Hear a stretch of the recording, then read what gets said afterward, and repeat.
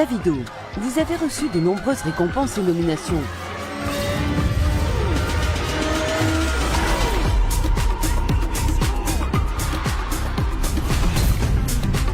C'est simple, je vais toujours droit au but.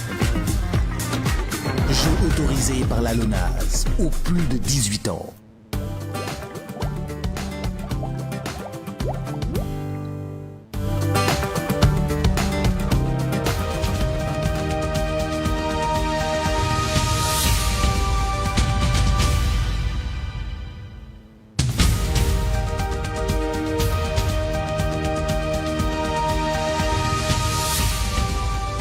Mesdames et messieurs, bonsoir et bienvenue dans ce 20h à la une de l'actualité.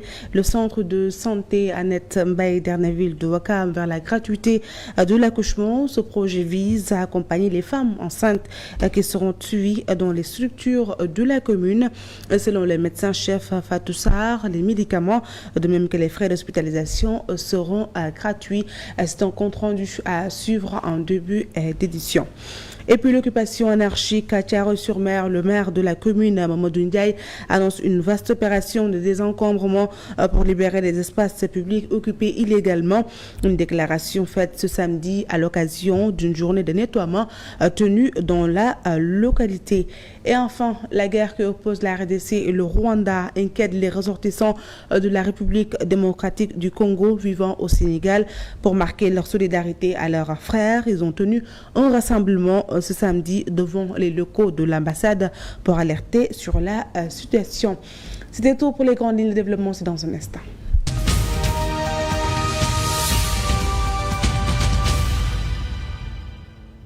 Merci de rester fidèle à cette TV, note de santé, pour démarrer ce 20h. Le centre de santé Annette Mbaye d'Erneville de Ouakam lance son projet de gratuité de l'accouchement pour les femmes enceintes qui seront suivies durant toute leur grossesse dans les structures de la commune. Selon le médecin-chef Fatou Sarr, ce projet comprend entre autres la gratuité des médicaments et de toute la durée d'hospitalisation. C'est un compte rendu signé Maud Kanté. La prise en charge totale de l'accouchement est désormais effective au centre de santé Annette Mbaye d'Erneville et au poste de santé Ousmane Dramé de Ouakam. Un projet de 12 mois renouvelable qui vise l'accès aux soins sanitaires aux femmes enceintes. Elle est composée de la gratuité des médicaments, en passant par la gratuité de l'acte même de l'accouchement et enfin de la gratuité de toute la durée d'hospitalisation. Et cette prise en charge, elle est exclusivement dédiée aux femmes qui seront suivies pendant toute leur grossesse dans les structures de Ouakam. Ce projet vient ainsi à point nommé pour mieux contribuer à préserver la santé de la mère et de l'enfant. Comme vous le savez, on a souvent l'habitude de rencontrer des femmes qui accouchent au niveau des domiciles, mais des femmes qui accouchent dans des lieux autres que les structures de santé. Et souvent, il y a un risque qui est lié à ce phénomène, parce qu'il peut y arriver que la femme ne s'en sorte pas, ou bien que l'enfant soit mort-né.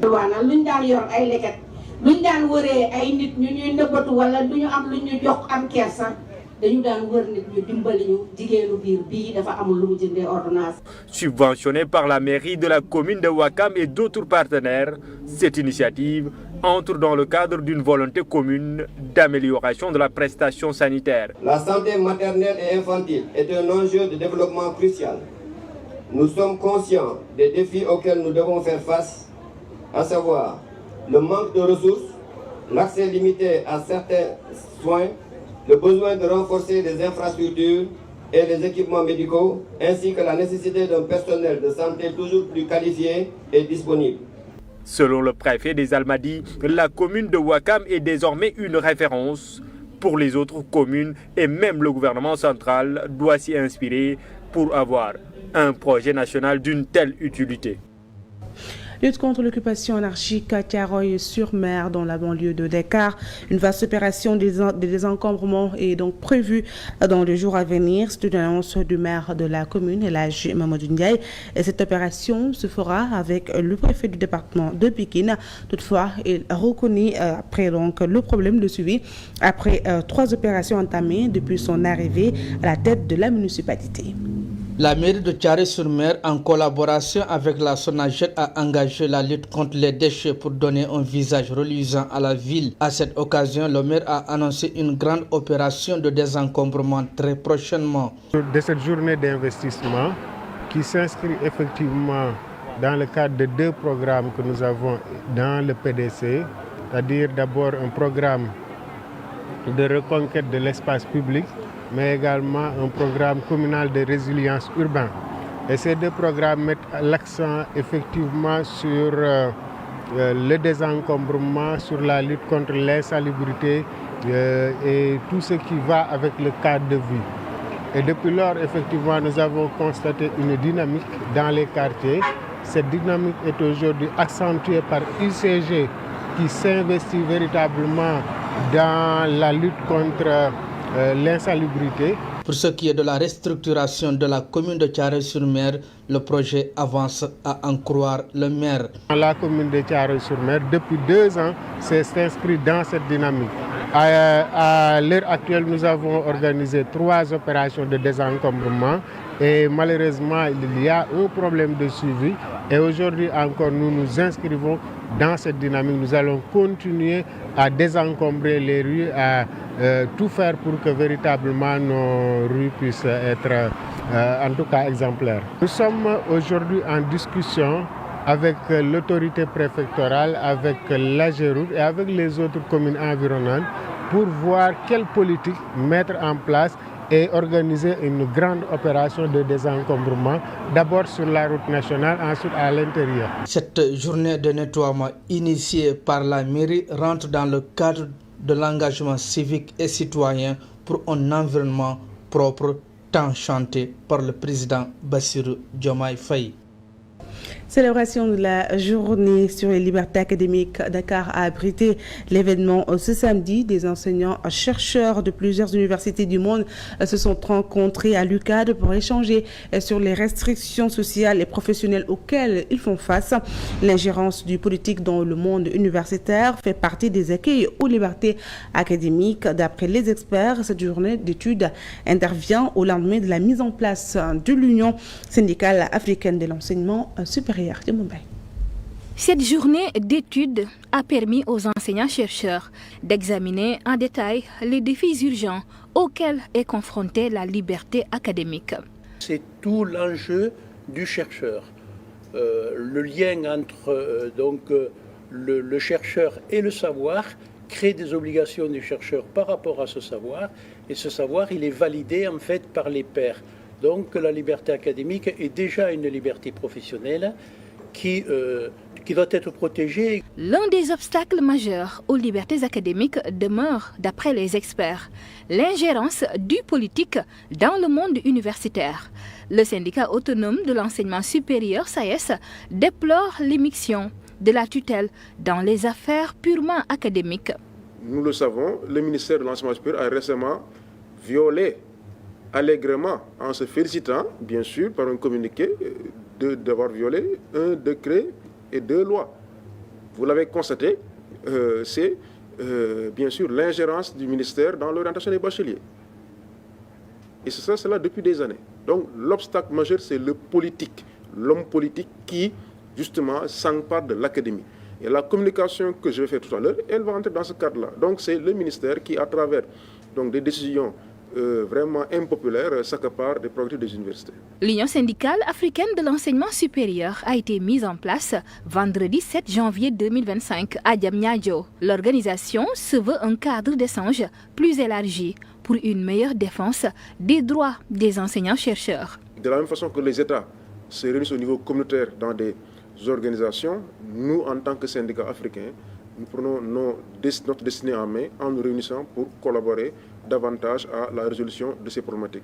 L'USAES compte plus de 10 pays membres, dont le Bénin, la Côte d'Ivoire, le Sénégal, le Burkina Faso. Cette rencontre sur les libertés académiques intervient dans un contexte de célébration des 40 années d'existence du SAES. En politique, la section Mermoz-Sacré-Cœur du parti PASTEF a célébré ce samedi les manifestations tenues le 11 février 2021 à la cité Keur Gorgui au domicile d'Ousmane Sonko. Une journée qui marque selon les patriotes de Mermoz la date à laquelle le projet a été sauvé. Sans ces manifestations, ils seraient privés de leur leader politique et le projet n'aurait pas abouti au palais compte rendu Kayor Cissé. Des manifestants très en colère ont pris d'assaut le domicile d'Ousmane Sonko, 6 à la cité Keur Gorgui, qui était sur le point d'être arrêté par les forces de l'ordre dans l'affaire de viol l'opposant à Adji Sarr. Nous sommes le 11 février 2021. La bataille que nous avons menée ici ce jour-là vraiment revêt son importance pour tous les patriotes que nous sommes, puisque c'est cette bataille-là qui a sauvé le projet, qui a fait que, quand même que nous en sommes arrivés là, le projet de Macky Sall qui était d'anéantir le président Ousmane Sonko et par ricochet le projet. S'il avait réussi ce jour-là à faire arrêter le président Ousmane Sonko, il va sans dire que jusqu'au moment où nous vous parlons, il serait encore en prison, en détention, le projet serait alors anéanti. Cette journée de commémoration est également une occasion de rendre hommage aux personnes considérées comme des martyrs, mais aussi aux voisins d'Ousmane Sonko de la cité Keur Gorgui qui en ont également pris pour leur grade. Une pensée surtout à nos martyrs, aux plus de 80 et quelques personnes qui ont tombé sur le champ de bataille. Des gens qui ont donné de leur vie pour que ce projet puisse aboutir.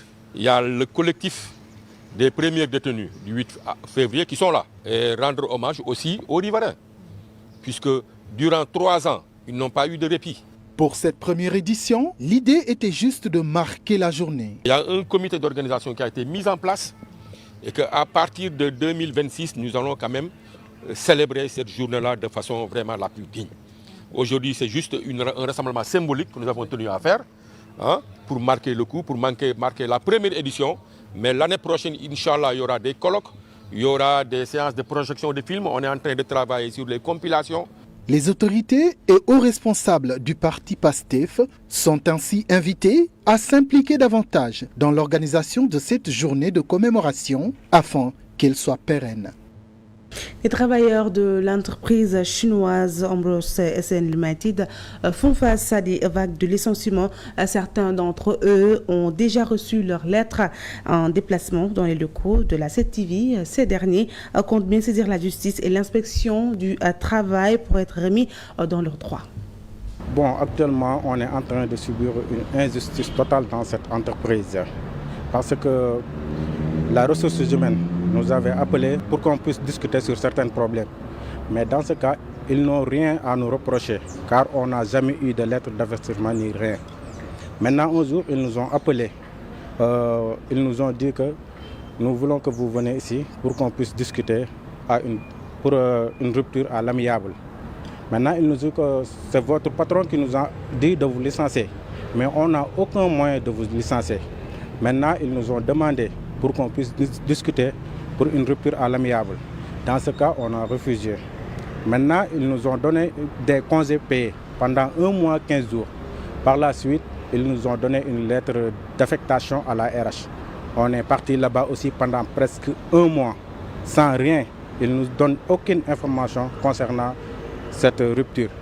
Maintenant, par la suite, ils nous ont donné un autre document pour une négociation à l'amiable, dans lequel ils ont mis leurs propositions.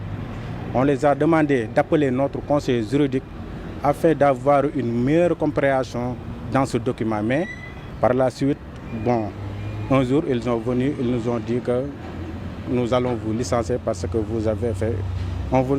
nous allons vous licencier pour insubordination. Nous appelons toutes les autorités du pays. Nous voulons une aide pour que l'État puisse avoir les informations nécessaires afin d'accéder dans ces lieux. En 2024, 300 boutiquiers ont été sanctionnés par les contrôleurs économiques et 180 par les services d'hygiène, selon le président de la Fédération nationale des boutiquiers pour la modernisation. À quelques semaines du mois de Ramadan, Boubacar Ba appelle ses camarades à être en règle, mais surtout éviter une flambée des denrées en cette période de fortes dépenses. C'est-à-dire le mois béni de Ramadan. On est à l'approche du mois de Ramadan. Donc nous constatons, vous savez, il y a certains grossistes qui augmentent le prix. Maintenant, si les détaillants acceptent avec le grossiste un prix élevé, ils n'envoient dans leur boutique. Si les clients viennent accepter, ils disent non, le prix C'est ça, le prix, c'est ça. Vous savez, dans une localité, il y a un grossiste ici, il y a un détaillant ici. Donc, si tu achètes ici, c'est grossiste, ils vendent en même temps détail. Le grossiste vend en même temps détail. Ils vendent moins cher que le détaillant. Donc, cela affaiblit le détaillant. Oui, nous invitons toujours à la sensibilisation de nos membres. Donc, nous appelons aussi aux autorités de nous respecter, de respecter les boutiquiers. Nous avons essayé de calmer nos amis, c'est-à-dire les boutiquiers, de faire en sorte que tous les boutiquiers doivent avoir des papiers nécessaires pour éviter le contrôle d'hygiène. Est-ce que vous voyez? Oui, on a réussi à 300 interpellations. Vous voyez? Donc nous, on a réussi à intervenir. Direction Tchanaka Kadior, une localité située dans le département de Louga, qui fait donc face à de nombreuses difficultés d'accès avec un itinéraire impraticable ainsi que des problèmes de réseau pour la connectivité. Ces préoccupations ont été donc soulevées lors du comité local de développement préparatoire de leur ziara annuelle. La communauté appelle donc l'État à intégrer les sites religieuses dans les projets d'aménagement et de modernisation des foyers religieux. À une route qui relie Thiénaba Kadior à Kébémer, et cette route-là va même au-delà de Thiénaba Kadior. Mais en tout cas, moi je vous dis que j'ai eu beaucoup de coups de fil, mais je n'ai pas pu communiquer avec eux. Et vous verrez le jour du Gamou, les gens mettront les connexions, mais ça ne marchera pas. Donc voilà les deux grands problèmes auxquels nous sommes confrontés. Pour le reste, je sais que les membres du CDD, et particulièrement le préfet, le maire et le conseil départemental se sont engagés à faire en sorte qu'en tout cas que ce Gamou se déroule dans de bonnes conditions. Ah oui, absolument. Ils doivent le faire parce que c'est un foyer religieux et l'un des premiers foyers religieux à s'installer au Sénégal et qu'ils sont toujours en train d'encadrer et de former de nombreux talibés. Au Sénégal, les ressortissants de la République démocratique du Congo sont traumatisés par la guerre qui sévit dans leur pays et qui affecte bien l'économie. Ce samedi, ils ont tenu donc un rassemblement devant les locaux de l'ambassade du Congo pour lancer un appel à la solidarité pour une RDC libre. Alors pourquoi laisser nos villes sous le combat et pourquoi laisser les peuples souffrir? Ils vivent dans la crainte et ne savent plus ce qu'ils font. Ce sont autant de questions qui taraudent l'esprit du petit Alika, ressortissant congolais. Il est venu prendre part à ce rassemblement de ses compatriotes devant l'ambassade du Congo au Sénégal. Le petit Alika refuse de se taire en voyant la nation congolaise souffrir. Surtout en sachant que ma famille est au Congo et qu'ils risquent chaque jour leur vie pour nourrir toutes les bouches. Ça aussi, ça me fait peur et ça me fait très mal. En voyant tous les gouvernements, je me demande où est la solidarité. Où sont les alliés du Congo? Eux qui sont toujours prêts pour aider, eux qui sont toujours prêts, où sont-ils? En masse, ils dénoncent les exactions commises sur place et notent que l'enjeu reste les ressources stratégiques du pays. Les enjeux qui se jouent au Congo sont ceux du contrôle des ressources stratégiques d'entre-gorge le sous-sol du Congo, dans sa partie est en particulier, pour alimenter le système capitaliste sauvage. Lequel système a pour ultime finalité la destruction de la vie et une Afrique sans Africains. Des Congolais basés à Dakar lancent un appel à l'endroit des dirigeants africains, à l'image de l'Afrique du Sud, pour repousser l'envahisseur. Nous interpellons l'ensemble des dirigeants africains à travailler dans la concrétisation de l'État fédéral africain pour constituer une force capable de repousser tout envahisseur et toute puissance qui se croiraient en terrain conquis pour pouvoir dilapider nos ressources et plonger nos populations dans un désarroi qui semble être sans fin. Des pancartes brandies et sur lesquelles l'on peut lire « Soutien aux Congolais, Free Congo » et d'autres slogans hostiles aux rebelles.